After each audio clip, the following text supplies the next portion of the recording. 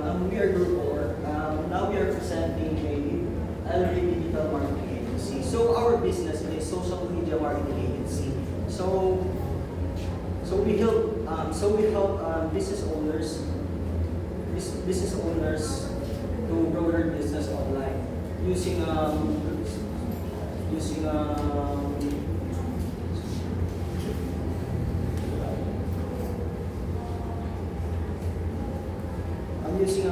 using content creation, advertising, and performance analysis to improve our business, to improve our services. Is we are planning to use a AI-powered system to manage our client businesses and analyze their business and to analyze their social media accounts more efficiently. So now we're going to talk about the other topics.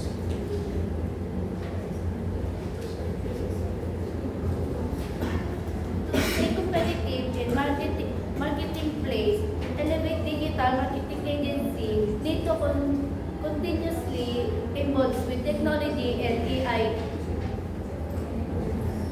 by having a growth mindset, providing opportunities for ongoing education using new AI-based tools, supporting innovative ideas from any team developments, my own personal growth as a leader, and building an organizational culture of resilience and solving problems.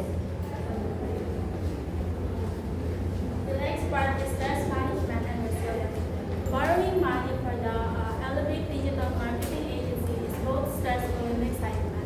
But we worry about our repayment, but stay resilient and planning carefully. Dividing tasks into smaller tasks and practicing exercise and mindfulness. So let's move on in our makeup part. For our makeup part, we study three platforms, which are the Woodside, Sprout Social, and the HubSpot. So for the Woodside is mainly used for social media scheduling and analytics, and Sprout Social is used for focuses on advanced AI and audience engagement. And for the HubSpot is an AI powered tool designed for marketing, and it has AI integration in it and CRM integration.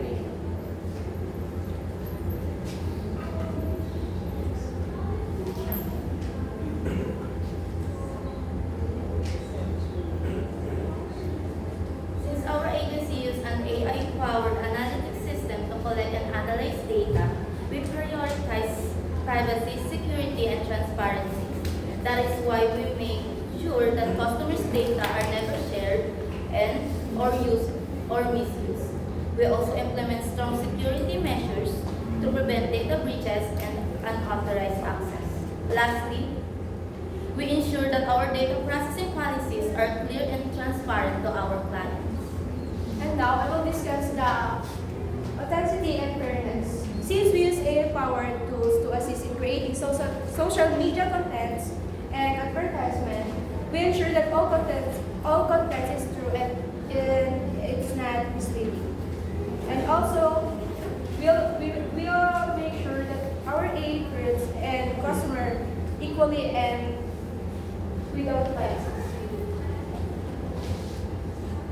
So now we are going to talking about financial planning for Elevate Digital Marketing Agency. So now we are planning to take a loan around 350,000 to improve our services. This money will be used for AI software tools, 2 new computers, better and internet, cloud storage, stock trading, and extra funds for emergencies. These upgrades will help us to work more faster and manage clients better and also improve results. So now we are planning to apply for a business loan from BDO, BPI, or security banks. These banks offer SME loans with 1 to 5 years payment terms and interest rates around 6 to 10% a year. If we, so if we borrow 350,000 for 3 years at about 8% interest, so our monthly payment will be around 11,000 to 12,000 monthly. So right now we earn around 75,000 per month from 5 clients. So our services is cost around 15,000 per one client. So after using AI system, we plan to increase to at least 8 clients and earn around 120,000 per month. This income is enough to pay the loan, every month while still earning profit. This loan will help our business grow and become more competitive in the digital marketing industry. Proceeding to the basement part, in this slide, you can see the requirements of each bank. This summary guides us to understand not just the payments, but also what each bank requires before approval. So the BDO SME term loan requires collateral. On the other side, BPI, Categorical Business Loan, doesn't require collateral is only optional, and Security Bank as a Business Express Loan, they requires the business requires 3 year greater 3 year. The business registration must have greater than 3 years. And on these slides, you can see the repayment of each term loan of each year.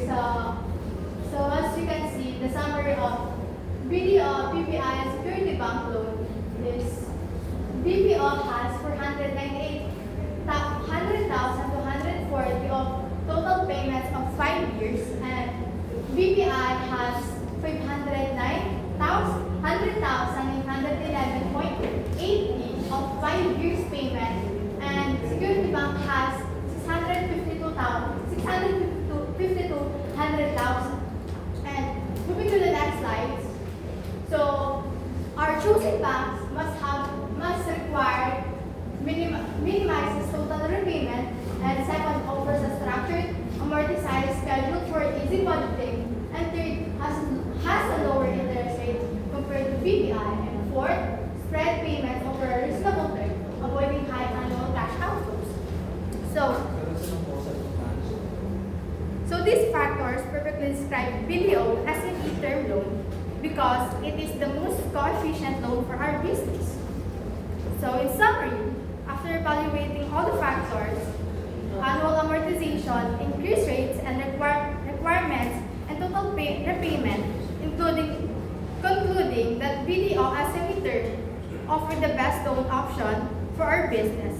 It is the most affordable and provide a manageable payment schedule. And that's the end of our discussion. Good job, everyone. Alright, thank you, Duke, for such a well-presented presentation of proposal. Just to be clear, Canilago is not around. Yes.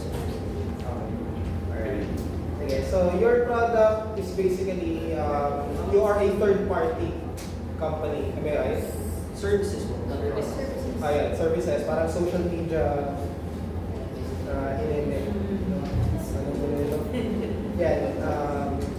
marketing agency. Yes. Yeah. So basically, business-wise, you will be you will be functioning as a third party in between the actual consumers and the service providers, or the businesses. And so good job. Actually, it's a highly commendable idea. No? Among the other groups, this is one of the most feasible. No? One of kumbaga, ito yung pinakamalapit sa katotohanan na business. And it's a good thing that you have presented us well-detailed, no?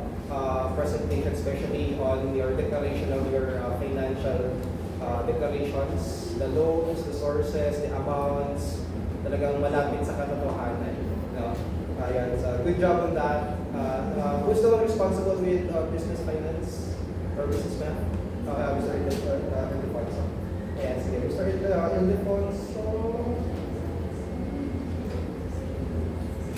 And so, you are the one responsible with the tables. Am I right? Sa business finance. Business finance yun. Sino po ang table? Okay, sige. Miss Medismen yun. Anong ano yun? Anong subject yun? Basman. Okay, so nasa ganito. Mas yung pa ng basman sa business finance.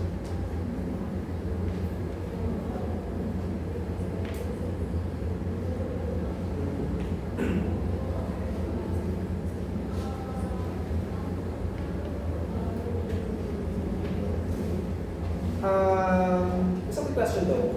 Are you required to do a causal comparative study first of the banks that you can have a loan with? No, okay. So you're not required. You just did it.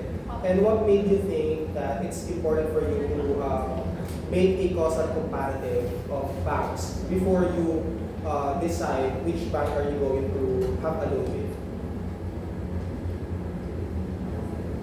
What made you decide to have a causal comparative study first before you decide on which bank are you going to have a loan with? Well, dalawang beses ko naman ulit eh. So what made you decide to make a causal comparative study first before you decide which bank are you going to have a loan with? Sir, to help us pick a perfect bank that has low interest po. The lowest interest Lowest possible. interest. And then, Lowest interest that we're capable to pay po. and you definitely did a great job on that. So, palakpakan naman natin. So, actually, tinatawag kasi sabi natin na hindi banat ng banat. Diba? So, baga, you plan first, no? You test the waters first, no? You acquire information first before you finalize your decision. And that's one of the most important skills that an entrepreneur must have. No? So, good job with that. I don't have any questions, but I commend your presentation. Though even though na I am not young, just like what I've said earlier, I'm not a business major teacher. So para sa akin na mas naiintindihan ko actually yung mga presentation ninyo, and I was amazed. Ayun lang. Thank you. Miss Abaha. Ayan, what is your contribution? First step. First step. Ayan, so about stressors para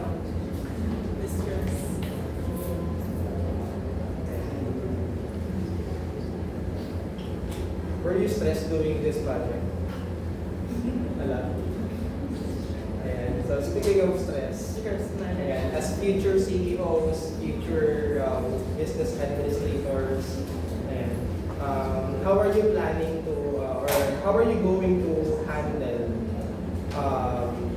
unexpected outcomes? I'm planning it carefully and thinking about it with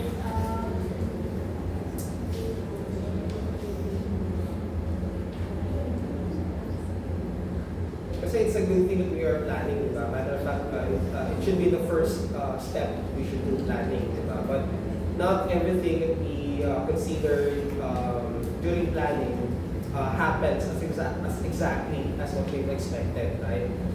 The question is, how are you going to handle unexpected outcomes? Things that are beyond what you have planned.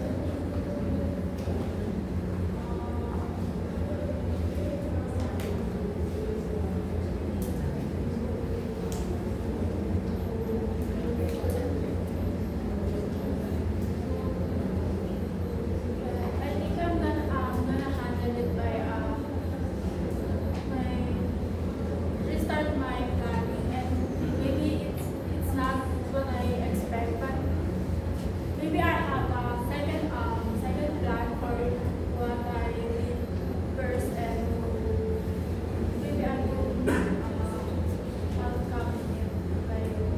you will be willing to reconsider. Very good.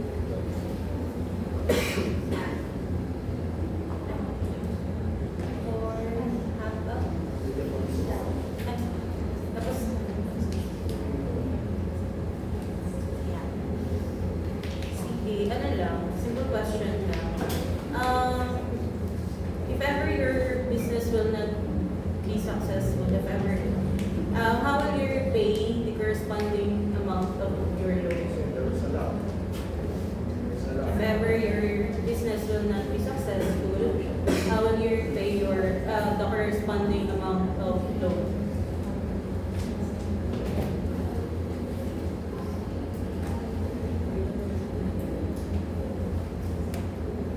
Na collateral po.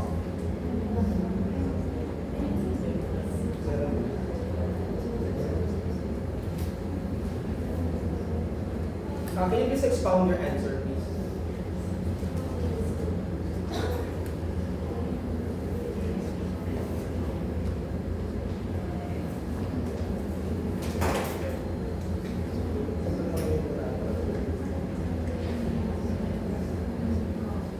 Okay. Well, to be fair with you guys, you actually declared your collateral on your presentation, but it's not specified. It doesn't have a detailed specification. So what we want to ask you is, can you please expound? Can you please elaborate on the collateral? Which particular collateral are you planning to require with your clients? How much? And how did you come up with those figures?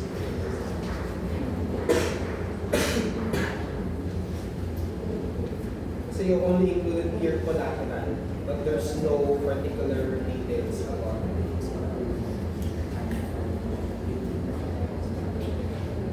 Ano po, we can sell our hard collateral, like for example like gadget po and laptops. But I believe that's your personal.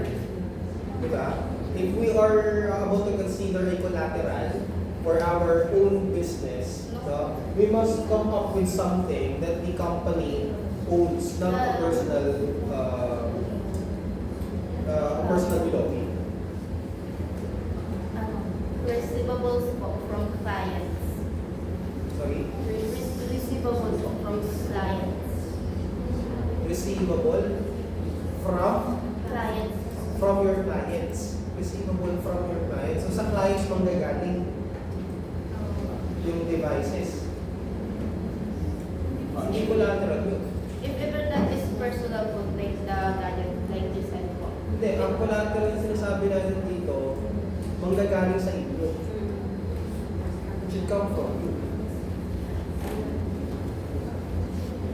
Kasi mom's question is, just in case your business will not suffice, no, or your business will not be successful, how are you going to handle the backlashes? Considering all the amount of expenses, no, that you have spent to create your business. Forget that. Bigyan natin siya ng chance. Hindi ko may idea naman siya. Na ganito lang siya siguro.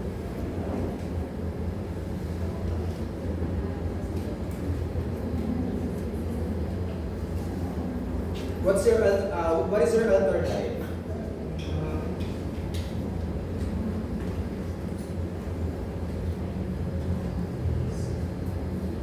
Sige, liya ka na answer, Ms. Tabelga.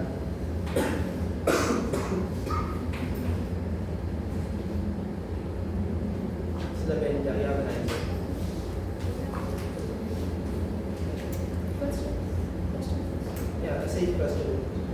The alternative lang.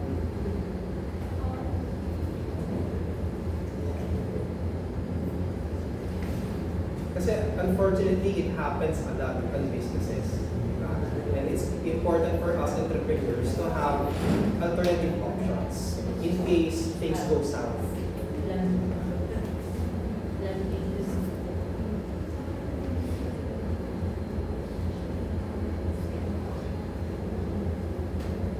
Sir, can you repeat your question? What is your alternative plan? Just in case your your business will not be successful? The alternative plan is, I think, if our business is not successful, I think we should try again and to promote our business. Okay, so you will be trying again. But Yes. what are the things you need and have to consider in retrying? Sir, by promoting other business, that our business is Okay, so engaging meaning plan and you are regular. planning to diversify your Yes, services. yes, So you have spare products. yes. Pero you are third party company. Diba? Social media, yung product nito. Sir, So if you will have an alternative, which is obviously not included in your presentation, what would it be?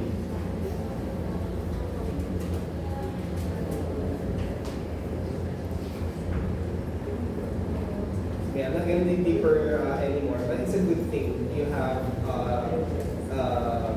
decided, and you have considered having an alternative, diversifying your source of income, which is one of the fundamentals in businesses. Diba?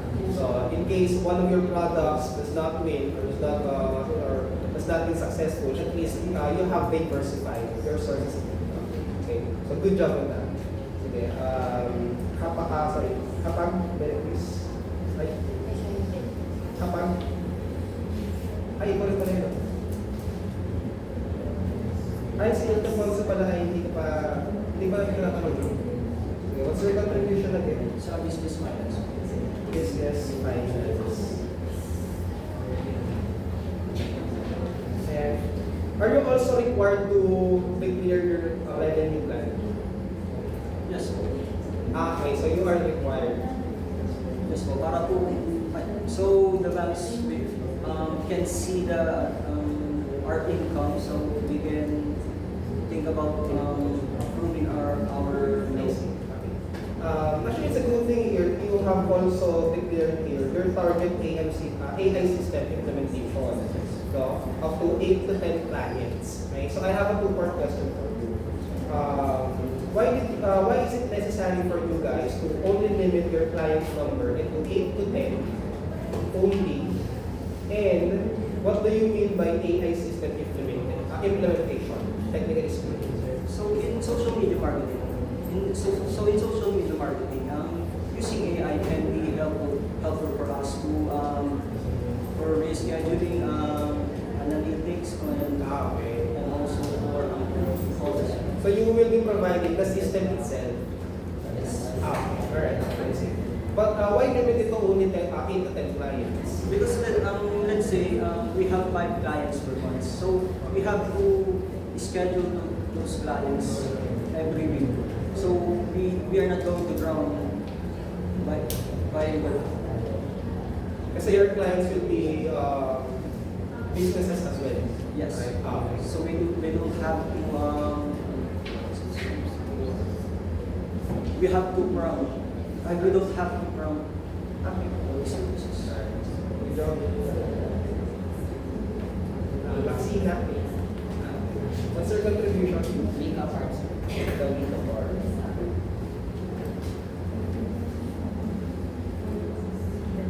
Sige.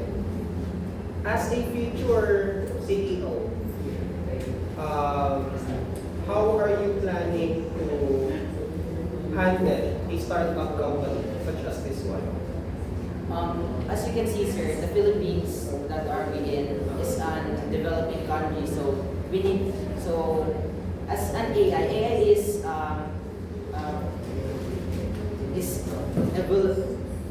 is expanding, so we need to expand as well. So as a future CEO, we can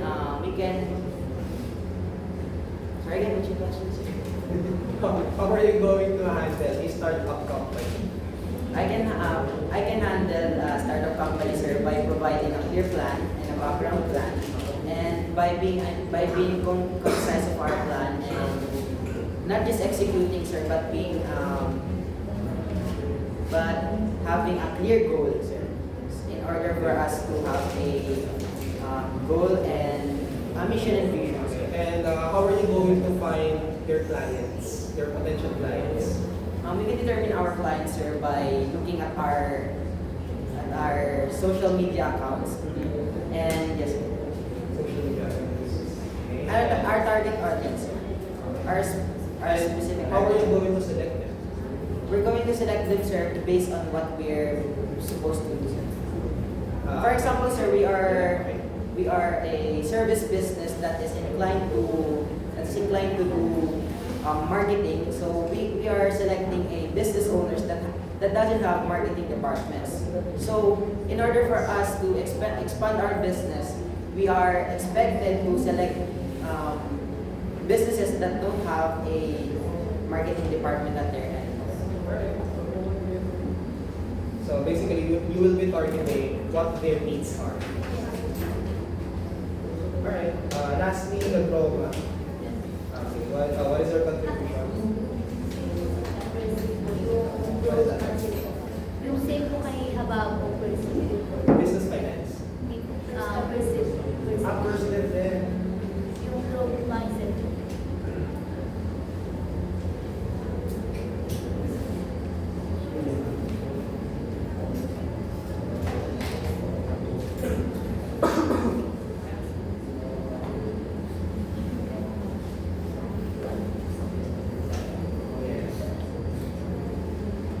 Sige, as a future accountant, ayan, how are you going to handle repayment of loans? By, ano po,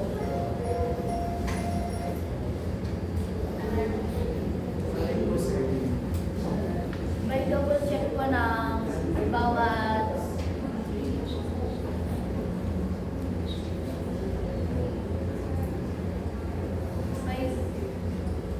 by double check in all transaction process. Double checking all your transactions. Okay, and do you have an idea how are you going to monitor your finances, including your loans? Just in case you will be serving your position in a corporate world or institution, do you already have an idea how are you going to handle or monitor your actual finances, while also, of course, considering transparency. Transparency and accuracy when it comes to your records, company records and finances. Do you have any idea how are you going to do that? Can you please explain what are you going to do on such occasions?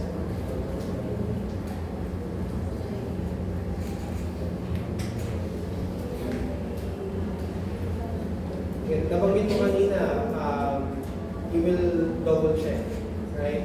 Your resources, your reports. Okay. So what kind of reports should you have to accomplish? What kind of reports?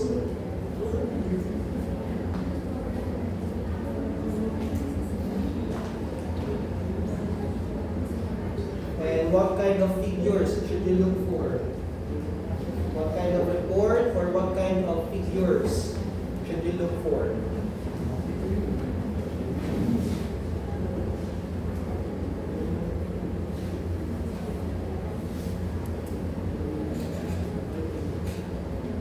Are you only going to look for your sales, your expenses, your loans,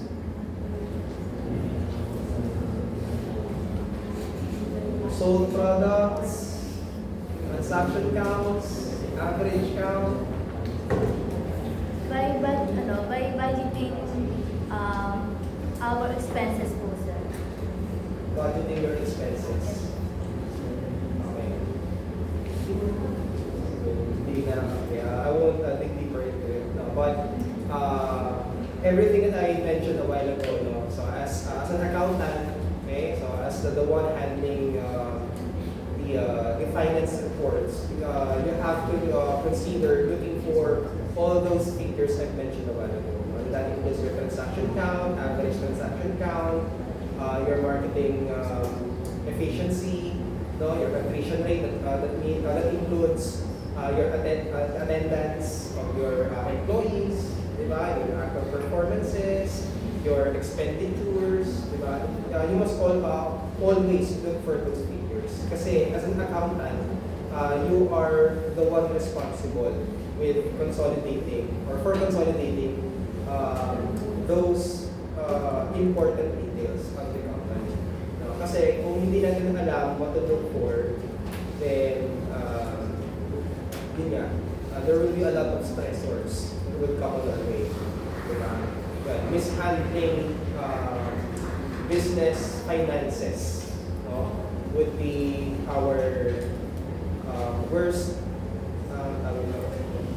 struggle na pwede natin ma-encounter. Okay? Ayan. Be familiarized with all the reports, be familiarized with all the figures you need to consider as an accountant, okay? Or as future CEOs. Sige, sa mukhang mo na. Good job everyone. Congratulations.